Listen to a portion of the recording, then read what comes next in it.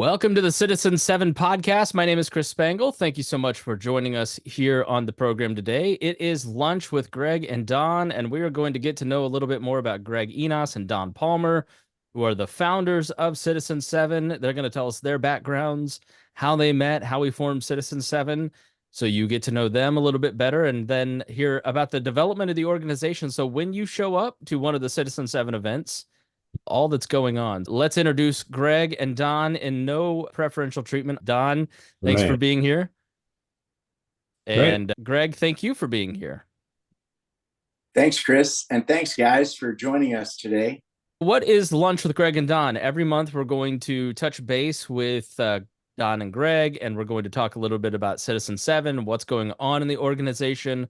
We're going to bring on folks who are they're going to highlight from the community that are doing great work, and also talk about the upcoming event. So that's what Lunch with Don and Greg is. And you can check us out every month. We're also going to set this up on YouTube. We'll also have a podcast feed, so you can take it with you. If you missed it, you can also watch the replays in heartbeat.chat. If you are not a member of the heartbeat.chat, that is the online community for Citizen 7. And be sure you can put it in the chat, and Laura will send you a link, and you can sign up and get connected with other great guys. I'm Chris Spangle. I am a local podcaster who is also a member of Citizen 7. I go to church with Greg Enas down at Redeemer. That's how we got connected initially. I'm by day the digital director for the Bob and Tom Show. I produce a lot of podcasts. My side business is producing podcasts. And so I had the technical know-how and volunteered my time here to make this happen and help spread the word about Citizen 7.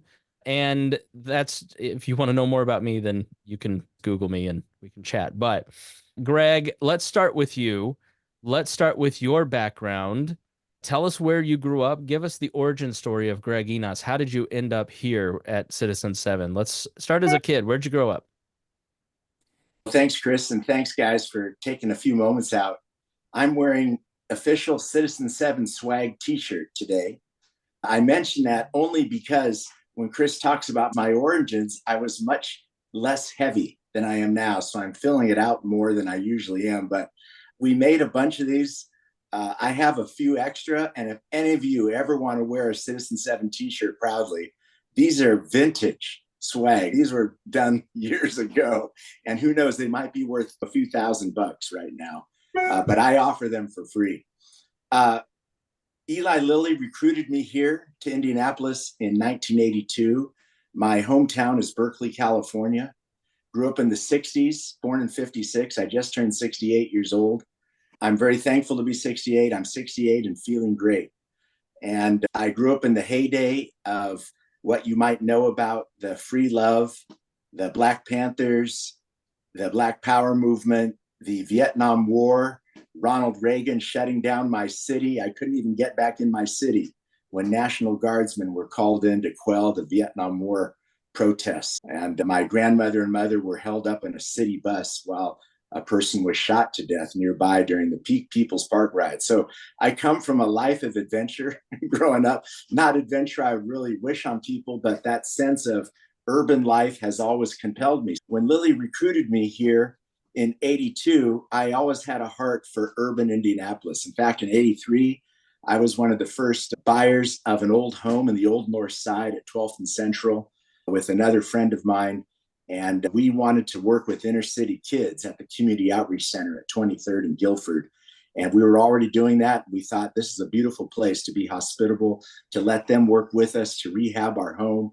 We'd pay them for that. We took them on bike trips around the state with Wandering Wheels out of Taylor University. We took them mountain climbing to 14,000-foot peaks in Colorado. We mentored them after school. Most were either tech high school or manual high school students. And out of that friendship and ethos, I started learning about the city and urban Indianapolis in particular. At that time, I met Don.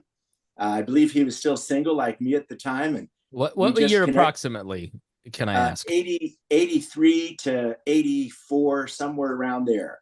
And Don can tell you how he came through his job efforts back here to his hometown. But we were both single at the time. Don was hosting a Bible study at his house. And man, I said, this is great. Back where I come from, you get shot for holding Bible studies at your houses. And here's a guy holding a Bible study in his home, and I was really excited Let, to let be a me part let of that. me let me pause there. So Yeah. what, you grew up in a hostile environment towards Jesus and Or- Christianity? Yeah, that's right. We walked to church as young boys, and we could feel the stares of all the neighbors Hmm. looking at us on Sunday mornings in our starch white shirts, going to an independent fundamental Baptist church 3 blocks away. We stood out like sore thumbs. But I will tell you, after Christmas was over every year and all the toys from all our friends would put away, we had 25 boys at my house every day because my mom loved them in the name of Jesus. She hosted a child evangelism club. Those boys loved our family, even though the culture around us was pretty wild. You may be familiar with a group called Tower of Power. Steve Kupka, I knew his sister, Kathy Kupka, because Steve was one of the founders of this fusion group called Tower of Power. He lived right around the corner. And so it was a very artistic community. It was a multiracial community, Black, white, and Hispanic all together. But the culture was such that nobody went to church. And some little boys with starch white shirts going to church was quite an anomaly. So you knew the Lord early on. Yeah, Did you have a conversion moment, or was it from childhood? from childhood. My mom and dad loved Jesus. My grandparents loved Jesus. My great grandparents loved Jesus. And they were always, I won't go into their family histories, but they were always outsiders. So our family always had a sense of being in the world, but not of the world. My dad wouldn't let me take sex ed when I was in 5th grade. He pulled me out of class. My mom would take all the books that we had to read with all these cuss words in them, and she would cross out the cuss words in these public school textbooks before she'd allow me to read them. We didn't have a television in our home till I was 13 years old. It was that kind of family, but there was love for everybody, and the whole neighborhood congregated at our home. So you come to Indianapolis to work for Lily, and you meet Don, and you're single, and you're milling around. You join a Bible study. Pick up the story from there. Don and I didn't connect fully until much later on when we became friends. We started covenanting together to meet together as brothers with some other brothers, and we're still doing that. Don and I have been connecting in this covenant group for over 2 decades now. But Don came to me one day and said, "Hey, Greg, I'm on the board of KIPP schools. How would you like to mentor with me at the middle school, 5th, 6th, and 7th grade down at 42nd and Millersville Road?" Alicia Johnson, who's the current school superintendent for IPS, was the principal at the time. And I said yes. And the reason I said yes is I'd seen all the do-gooderism going on and all these well-intended hearts pouring money into the hood and this and that, projects and suburban churches getting involved and pulling back out. And the reason I did it was not for those boys that we were given to mentor. It was because I grew to love Don. And that's the genesis of Citizen 7. We cannot change the world. We cannot stop world hunger and bring world peace, because if you do that and that's your goal, you'll end up saying kumbaya. And I've seen too much kumbaya going on. But what we can do is what Jesus commanded us to do, is love the person next to you as yourself. And I grew to love Don, and it's out of that friendship. I went to mentor these boys because I knew I'd get to be with Don. And then the overflow of that love and friendship between us spilled out beautifully into those 15 boys who were the highest risk boys that they gave us. And it was a beautiful experience for a few years. And we're going to be taking your questions at the end. We'll go around 30 minutes today. So please, we'll take a Q&A question. So if you have questions along the way. So when you, and Don, feel free to chime in here about this. What did that mentoring look like? How were you mentoring them? What was the setup like? We go right into the school. If you know anything about KIPP schools, and Don knows a ton more than I do about KIPP, knowledge is power, basically. But their aspiration, they have pennants from all the Ivy League schools draping the schools. They want kids from the hood to go to college and good schools. And so they gave us these boys. We'd sit in a room together. Sometimes we'd bring food and treats. Sometimes we go visit their music room and see them bang on the drums all day, stuff like that. But most of the time, we'd just sit and we'd hear them out. What's your story? And we learned about dad being in prison. We learned about mom being on the streets. We learned about what they like What has excited them? What trip did they take, if any, over spring break? We just listened and learned and try to get beneath the reading, writing, and arithmetic into who they were as human beings made in the image of God. That's what we did by and large. There was one guy named Kenny, and for, I think it was for sure the whole year, we would ask questions. What was your best this week? Hey, my mom gave me a video game, or I went to a movie or something.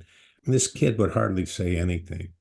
And you'd think, when is this kid going to say something? And I remember one of the kids, I said, what do you want to be when you grow up? And he says, I want to be a trash truck driver. I said, really? Okay.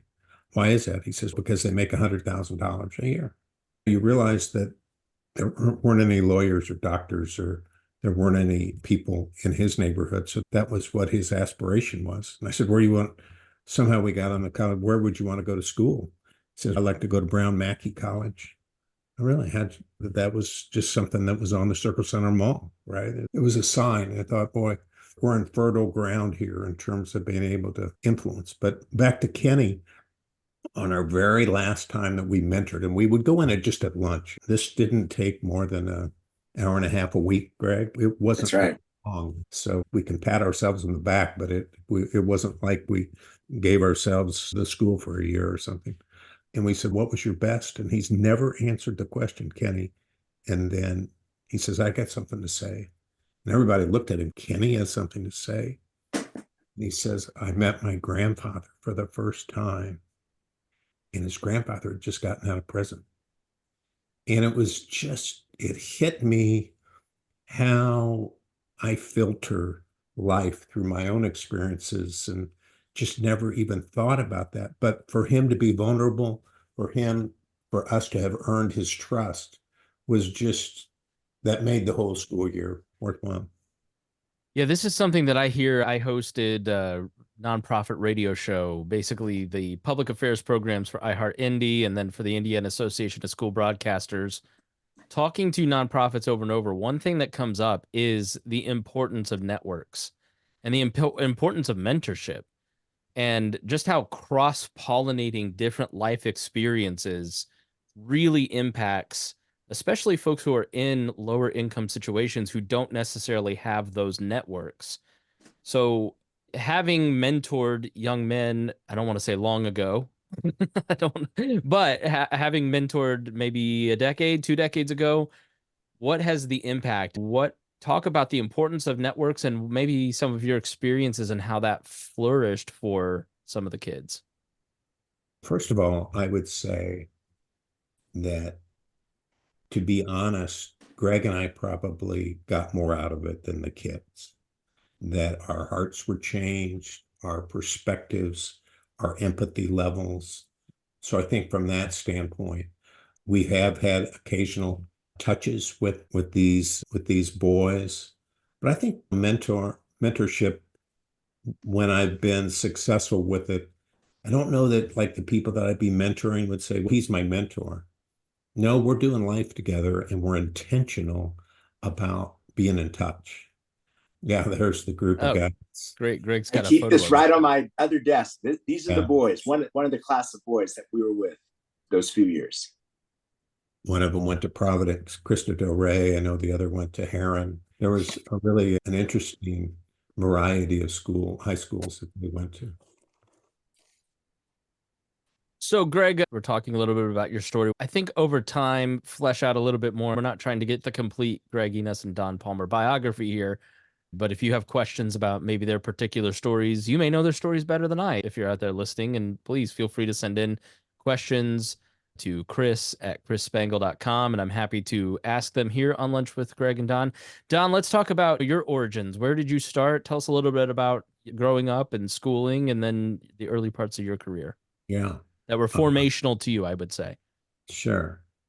I was one of 4 children. Interestingly enough, my mother was born at 82nd and Westfield. I grew up at 79th and Westfield.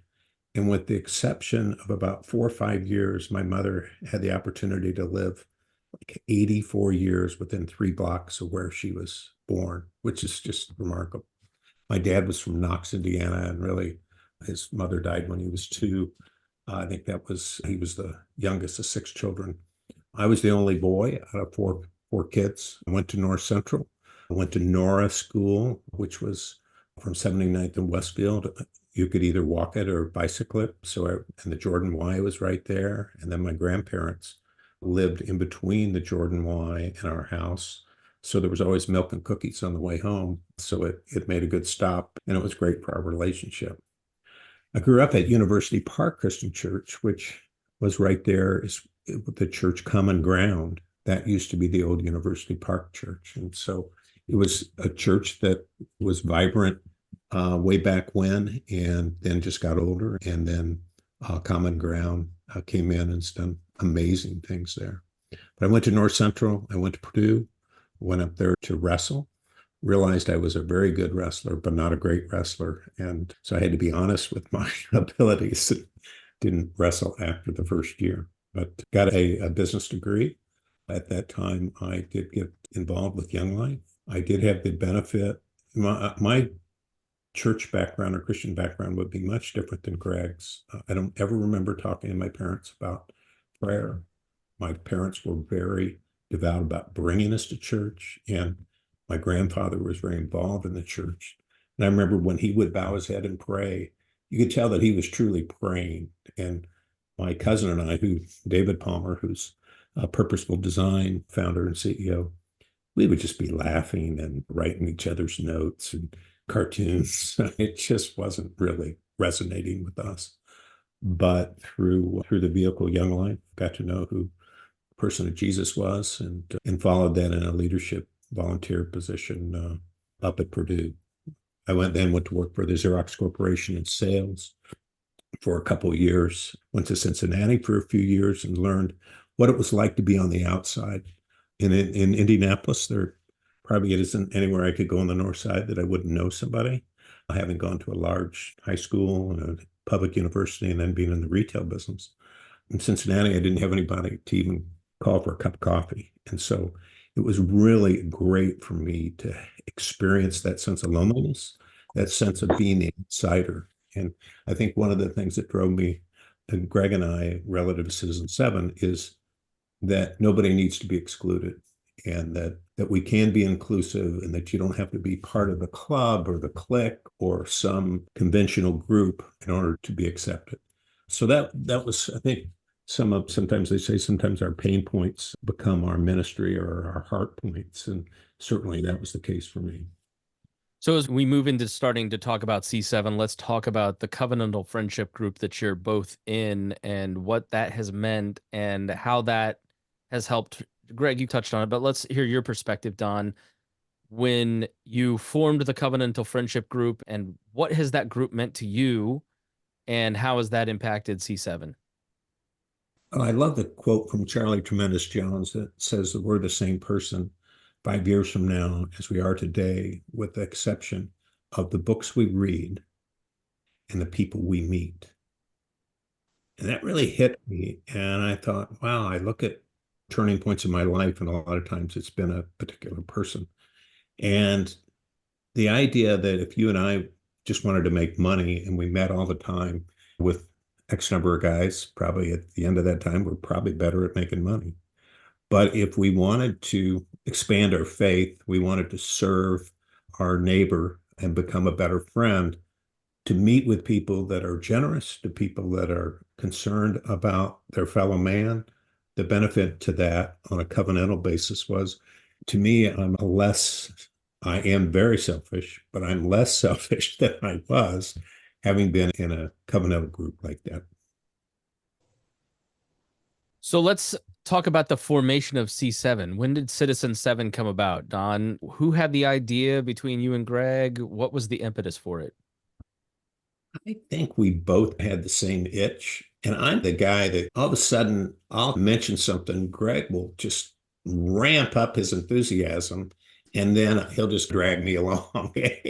There's times I'm thinking, some of these meetings, is anybody going to show up? Hey, I'll do this, but there aren't going to be anybody there. So. But you need Greg. I think I see all the faces giggling a little bit, Greg. But you need that energy. You need that person who can push things along. I love it, Don. And other folk, you'd say, hey, that's a great idea. And hey, when's the tea time for golf? Versus Greg, oh, yes, we had to do that. Hey, we're going to do such and such. And how about March 18th? Oh, my God. Uh, I guess so, Greg.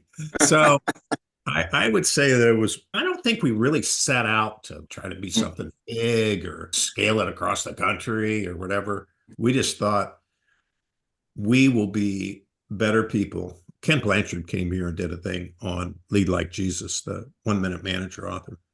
And he has a thing called What is Sin? And sin is ego, edging God out.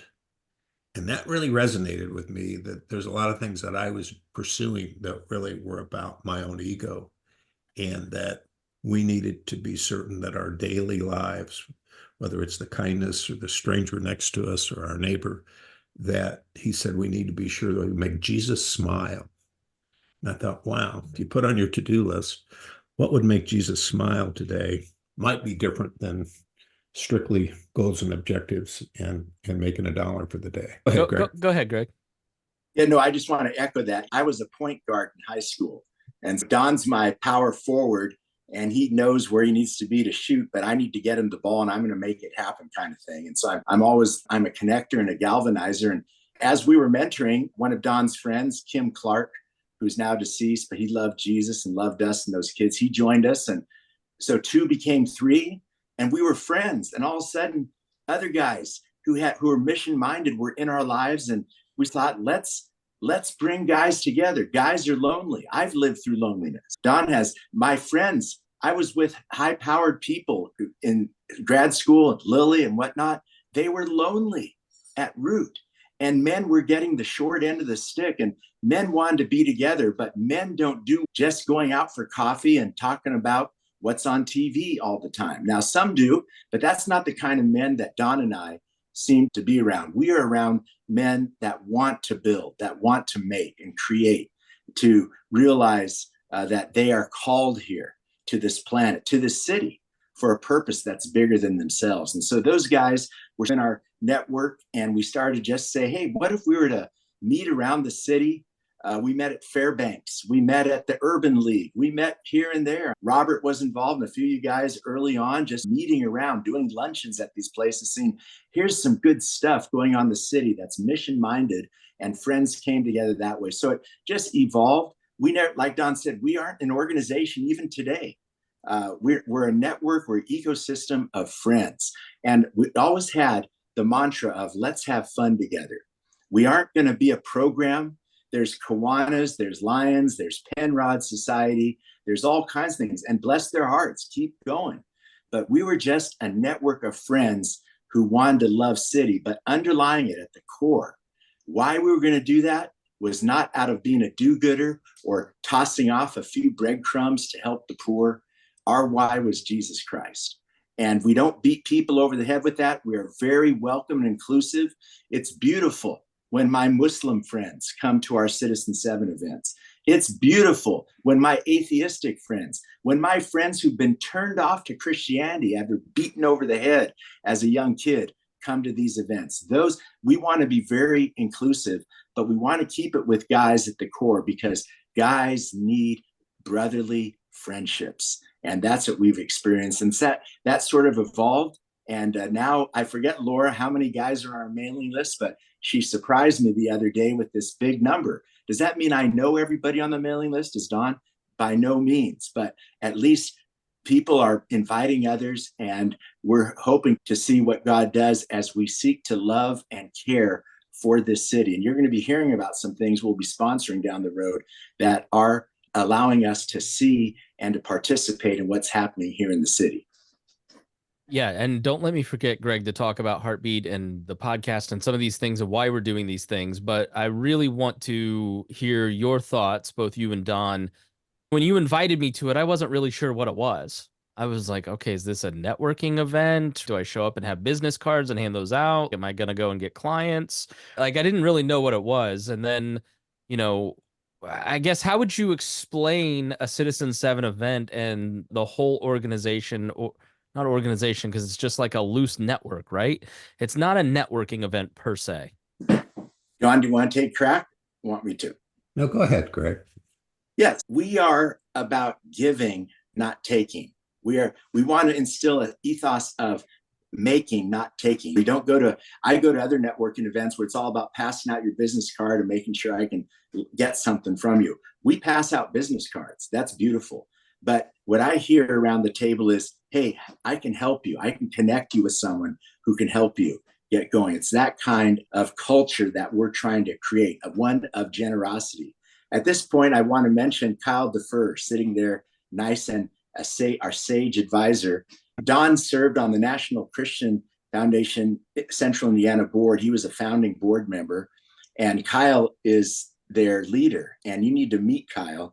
I want to thank NCF because they provided a fiscal backbone that allows us to actually do things with money for the good. And so they've been a great helper. But the reason I bring Kyle up now is that word generosity I used.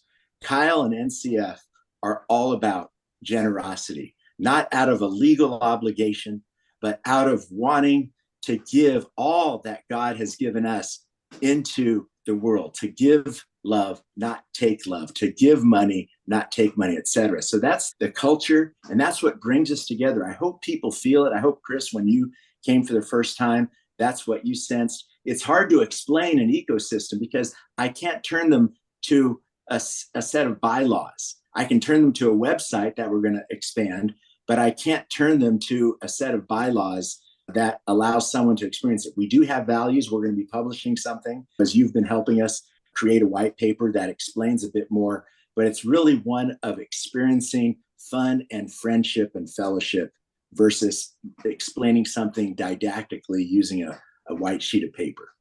Yeah, Don, what I've experienced is at these events is not men talking about their jobs. Maybe some of that comes up, but I do, as you're walking around Goodwill, hear little conversations between guys saying, yeah, let's get lunch, asking about families, asking about other things. Like, it's people are there to build friendships, and it's much different, I think, than other groups that I've been to. I think that for me, I have golf friends and sometimes we have work friends. Sometimes some of those are fairly, I don't know whether temporary is the right word, but sometimes when all of a sudden you can't play golf, then all of a sudden you never see those people. And the hope, having had 2 new hips, I can relate to that. Okay, did you forget me? Yeah, they did. The game went on and I didn't get a call for anything. David Brooks wrote a recent book, How to Know a Person, to see deeply and be deeply seen. And I think that is one of our motivators, is to help all of us. And from a selfish standpoint, I'm interested in one of my lifetime goals is to love deeply and to be deeply loved. So having just totally shallow friendships or just hearing speakers, et cetera, is not our motivation. So that's why we use icebreakers and do some things that hopefully people are sharing a little, have some authenticity, have some vulnerability, maybe share some of their fears, some of their aspirations. So I think that's one of our goals. And I think also Citizen 7 is very intentional, really wants to have a broad tent, and that's a diversity of ages and diversity of ethnic backgrounds. And that really helps it be a more rich environment. All right, so we have just a few more minutes. Obviously, we have not even touched the surface of their backgrounds, of the background of C7, where they want to take this. Let's take some questions. You can raise your hand in the app, or if you don't know how to do that, just start talking. And we'll see how that goes. So if you have a question, feel free to raise the hand in the chat.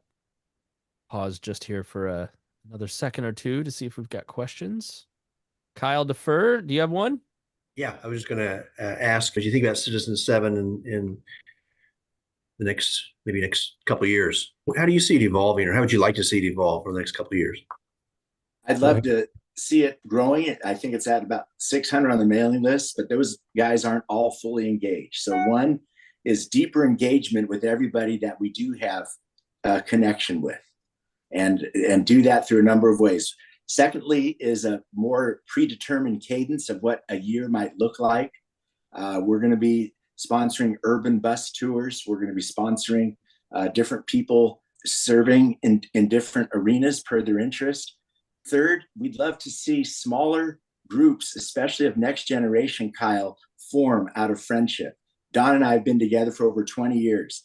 What if other young men would come together for life, and they're in their 20s and 30s now, and through Citizen 7, just organically start to develop friendships? So lots and lots of more committed relationships amongst diverse guys would be another expansion. Fourth would be to be a sense of healing of our city, resilience in our city as our city grows, as it goes through trials, that those who are in power in the city know that they can turn to a group of guys who provide a balm in Gilead, who are a salve when things get upset, who are about making and building our city. Where Vop Ostley on the city council starts to get word, hey, this group isn't out for political gain. This group is not out to get something. They're here to serve. Let's make them a first call when something hits the fan. How can we engage them? Things like that, where our inward depth and our outward presence is felt even more dramatically than it is now. This is a good place to also talk about Heartbeat Chat and what this podcast is doing and expanding some of those out. If I may, you guys clean up, but Heartbeat.chat was, I've experienced it, right? The rhythm of seeing the same guys every time is maybe you know their face, but you don't know their name. So Heartbeat.chat allows like a LinkedIn meets a Slack meets Kajabi meets podcasting platform. And so that's one way to glue people together and maybe speed up some of those relationships, but not meant to replace anything. And then these conversations are also meant to institutionalize their philosophy between Don and Greg and inspire others to do the same thing. Did I get it right, Greg? That sounds beautiful. I love it. And I love Heartbeat. Thanks for Colin, who's on the line here, suggesting it, and for Chris for taking up that mantle. Basically, too, this, again, fun. I want this city to be a city bursting with life. And the more we can bring fun between us and fellowship, and may the overflow of that spread into our city, that's really meaningful to me, to see us in a time of stress and pressure, maybe economic downturn. They're always predicting that. But how can we maintain this sense of joy across all these religious and racial and ethnic and age and socioeconomic divisions? How can we retain that sense of joy as a people here in the city? Don, what would you add to all that? Oh, go ahead, Chris. I was going to say, you cannot forget to thank Laura, too, and maybe explain Laura Davis and her role and how instrumental she is to everything. Yeah, I'll let Don do all that. Laura actually just moved here from Connecticut, so she is a new resident, has never lived in Indiana, lived in Texas. She's been my executive assistant for a number of years, but she is the heartbeat behind the heartbeat. I'm technologically challenged, and she bailed me out 3 minutes before this thing came on. And so she maintains all the lists and helps. She just keeps the trains running on time. So we're thankful for Laura. Yes. Take one question if anybody wants to go. All right, let's give final thoughts. Don, we'll start with you, and then Greg, just final thoughts on where this thing is going and what your prayer for people that get involved are. Reed Carpenter was the guy that ran the Pittsburgh Leadership Foundation, and amazing guy. And guy, Bob Buford, that wrote the book Halftime. He said he wanted Pittsburgh to be known as much for God as it was for steel. And I guess the aspiration might be that Indianapolis might be known for God/Jesus as much as it is for racing. So I think we're not saving the world. But if we have authentic relationships with people that want to acknowledge their creator and want to understand what that looks like to be in that relationship and to help their fellow man, if we do that in a small way and get to know some of the finest people in central Indiana along the way, I think it would be a success. When Toph Day came on moment's notice, Don landed him. He replaced David Rosenberg last year to give a talk at Meridian Hills. He came by afterwards, and we've developed a friendship He said, I never felt so much love. If for those of you who are there, he threw around a few F-bombs. He was liberated to do that. You couldn't do that in a church. He teared up. This is what Citizen 7 is all about. It's taking a guy whose vision is to raise $1 billion fund using government monies to allocate to stand up Indiana businesses by the year 2032. And here he is melting down at Citizen 7 just because no one said anything to him. He felt something there and he was free. That's what we're about. We are a space for men to be loved, to be seen, and to be known, and to experience that deep friendship.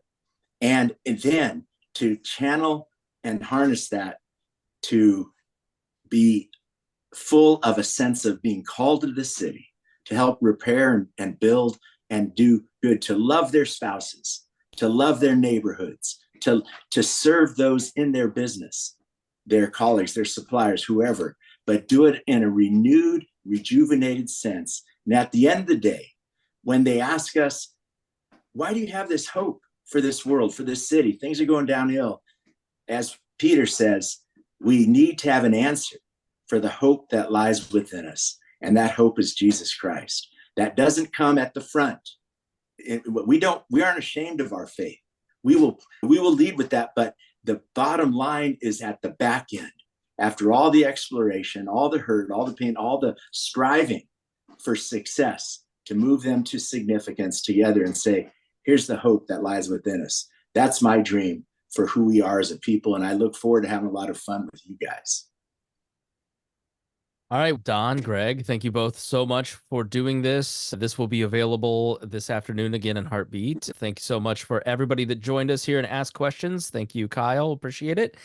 And thank you, Laura, for making this happen and organizing all of it. And please, if you would, sign up for the email newsletters, sign up for heartbeat.chat. You can find all of that by contacting Laura. You've seen her email. You can reply to any of the emails that you've gotten, and we'll put a link in the show notes if you're listening and you're like, I don't know who Laura is and I don't know how to find any of that. So we'll make it easy for you so you can join. Please get involved. And when is the next event? Do you have that organized, Greg? When is that going to happen? We're working on it. There's a series of things, but we want to sequence them well. Stay tuned. I love a cliffhanger. That is the best way to end a podcast. So stay tuned to the email list, and we'll see you again next month.